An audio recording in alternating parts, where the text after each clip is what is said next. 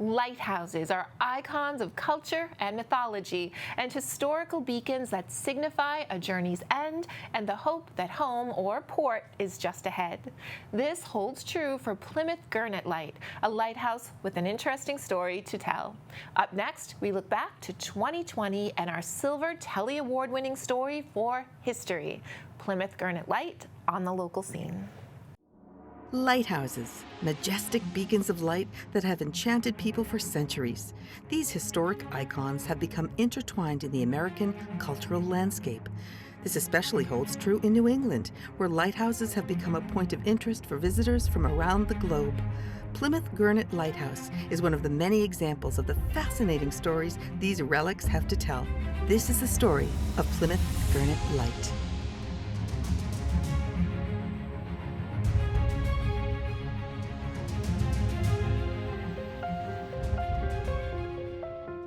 My father, Edward Rowe Snow, was an author, lecturer, historian. He taught me that lighthouses are important, that they're special. They symbolize part of our history. I think that Europe has castles, but the United States has lighthouses, and they are our castles. Lighthouses were a navigational tool that were originally used before modern GPS systems, dating back since the times of ancient Egypt. Modern lighthouse structures in the United States have been in existence since the 1700s, protecting sailors from rocky shores and saving countless lives. New England has become famous for lighthouses. These sentinels have become an iconic symbol of the country's founding and a fascinating draw to the region. In fact, New England is home to over 200 lighthouses, including Plymouth Light, also known as Gurnet Light, a 39-foot lighthouse sitting on a 27-acre peninsula located on the northern boundary of Plymouth Bay. Like many of its counterparts, Plymouth Gurnet Light has an interesting story to tell. Gurnet Light was built in 1768. It was first 2 lighthouses. It was a house with a light at each end. And it was the 3rd lighthouse in Massachusetts, the 8th in the United States, and it was twin lighthouses, so you could tell where you were. Where the Commonwealth of Massachusetts decided that the entrance to Plymouth Harbor needed to have some form of an aid to navigation. The early tower was a single dwelling with 2 lanterns on each end. It was not the lighthouse that you look at out there today, or the lighthouse that most people recognize as a lighthouse. The wooden lighthouse was designed to be built 20 feet high and 15 feet wide, with a lantern on each side, making Gurnet Light the first twin lighthouse in the country. Twin lighthouses were built initially so they could distinguish that lighthouse from the other 2 lights that were in Massachusetts. And as time went on, more lighthouses were built with different characteristics. Finally, in 1924, the technology caught up to the lighthouses, and they were able to have lighthouses flash. Like Minot's light flashes 143, Graves' light is flash, and they were able to take down one of our lighthouses, one of the lighthouses at Gurnet Light, so there's just one, and then it could have its own characteristic flash. With all lighthouses came a keeper, a brave soul who battled perilous storms and desolation and preserved the radiance of the light.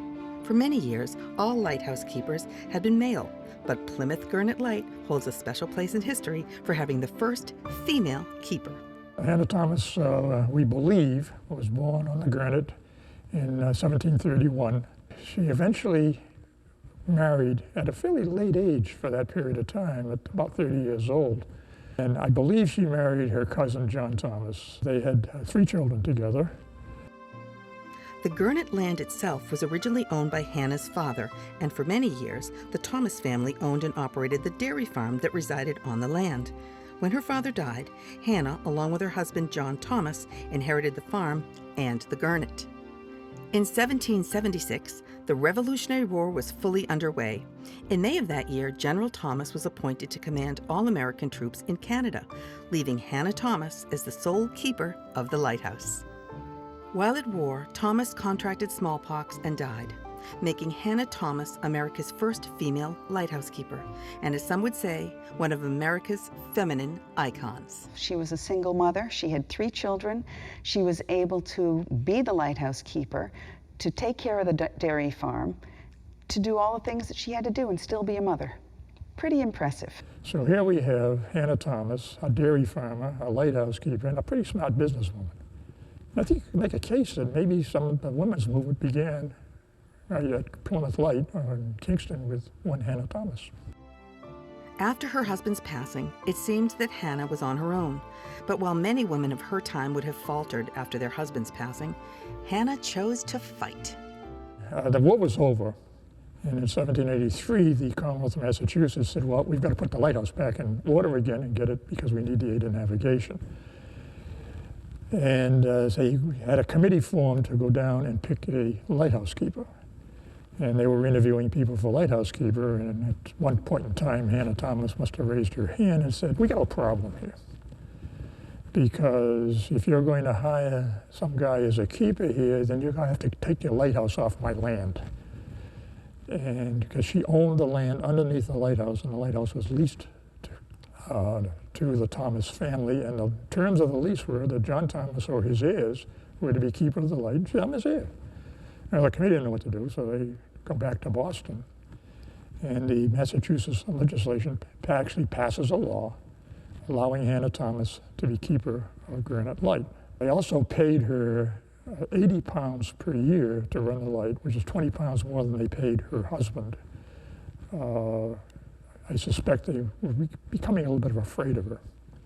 Then she said, by the way, she said, you built a fort out there and you damaged my dairy farm when you built the fort. I want compensation for that. So again, they passed another law awarding her, actually they awarded her all the barracks and the structures that were out there for the fort. So Hannah Thomas became the first woman lighthouse keeper. Being the first twin lighthouse and having the first female lighthouse keeper in the country are not the only reasons why Gurnet Light has a notable history. In fact, it could be said that the lighthouse has a bit of a peculiar past. The Niger tried to blockade Plymouth Harbor, and there was a skirmish between the militia that were stationed at the Gurnet at that time and the Niger, and shot a cannon at the lighthouse and hit the lighthouse. It actually was chasing a schooner for a prize. The schooner got away into Plymouth. And so the Niger was anchoring in Saquish Cove right off the Gurnet. They also noticed that there was a party of armed militia at the lighthouse and on the beach. And for whatever reason, the militia, in their great wisdom, decided they would fire their muskets at a 32-gun British frigate. Probably not the wisest thing to do. Well, as the logbook answered, we replied with our great guns. Whether it was hit by a cannonball or grape shot, we know that something did happen. And if it did get hit by grape shot, it's the only lighthouse that was ever hit by grape shot. Throughout the years of its existence, the lighthouse has taken on many different shapes and forms due to various circumstances, including fire, weather, and ever-changing technology. By 1842, the structure was crumbling and the lights were in need of much work. In 1871, a Fresnel lens was installed, a lighthouse innovation, since many had complained that the old version of argand lights were as dim as a house. The Fresnel lens was a game changer. The reason is that the older lights were done with reflectors. And so if you had 6 reflectors, you had to have 6 lamps. And for a seacoast light, not only did you probably had 12 lamps on the first level, and then there was another level above that that might have another 12 lamps. So you had an awful lot of open flame to reflect off the reflectors for the light. When the Fresnel lens came, you had one light, and the beam was all gathered into one beam through the concept of the Fresnel lens. Much simpler, much stronger, and could be seen at a much greater distance. Though once a significant resource to Plymouth Harbor, the lighthouse became a victim to depleting commerce. But the opening of the Cape Cod Canal in 1914 gave a new importance to Plymouth Light as a navigational aid to ships transporting to Boston Harbor. In 1924, the Bureau of Lighthouses discontinued the Northeast Tower as the lights were beginning to phase out, thus ending a 156-year run of being twin lighthouses. On March 8, 1977, the Plymouth Light Station was officially recognized on the National Register of Historic Places, an official list of historic structures that the U.S. government deems valuable enough to be preserved for their historical significance. Seeing a need to sustain both Plymouth Gurnet Light along with its neighbor Duxbury Pier Bug Light, a non-profit organization was formed. Project Gurnet and Bug Light is a non-profit organization that was started in 1983 to take care of lighthouses. Our original lighthouse was Bug Light, Duxbury Pier Light out in the middle of Plymouth Harbor. And later on in 1998, we took charge of Gurnet Light. Our job is to maintain the property and the structures and to educate the public of their historic significance. With Gurnet Light, we have the lighthouse itself, all the land that has to be mowed, the keeper's cottage, and then also there is the Revolutionary War Fort, or Fort Andrew, which was originally a Revolutionary War fort and then got expanded during the Civil War. So we have a lot of things to do there. I feel that lighthouses are a part of our history. That's why I'm involved with the organization, to preserve and keep these lighthouses going for the next generation. There are not only concerns about the integrity of the structure of the lighthouse, but also the land that it resides on. Gurnet Light is basically 5 miles out into the ocean. It's surrounded by salt water all the time. We have high winds, we have hurricane-force winds every year out there. There's been quite a bit of erosion recently. The fort itself has lost over 30 feet in the last 5 years. We've had many structures that are in danger of falling over the cliff. We're trying to build a revetment, and we're doing our best to get permitting for that, but it's a long, hard road, and we just hope that we can save things before they've gone. I mean, this is a Revolutionary War fort, and it's going to be gone if we don't do anything. The public is just amazed that it's out there. Between the lighthouse and the Revolutionary War fort that we have, we've got these two unique structures that are been around for hundreds of years. And they're amazed that it's there and just the history that we have. The lighthouses are a part of history. We can't forget where we came from. They symbolize what happened in the past. And we hope that new generations will understand how important lighthouses were and how important lighthouses will continue to be. There are many mariners today who still use lighthouses as a backup navigational system. Symbolically in literature, lighthouses represent the way forward through the treacherous waters of life. But also, Plymouth Gurnet Light and lighthouses like it represent a pathway to the past of our very history, a pathway that will need to be preserved for the generations to come. To almost every man and woman, there is something about a lighted beacon which suggests hope and trust and appeals to the better instincts of all mankind.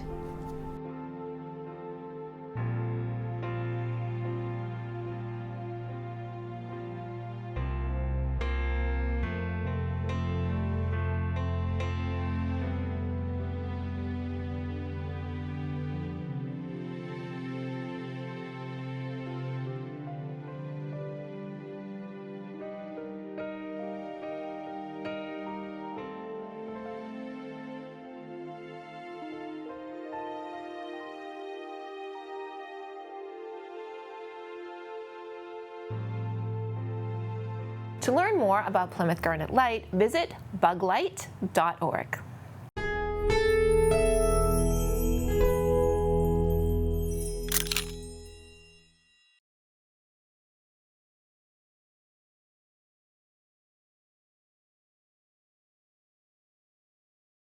Thank you for watching. If you enjoyed this video, please hit the like and subscribe button before you go. We'll see you next time.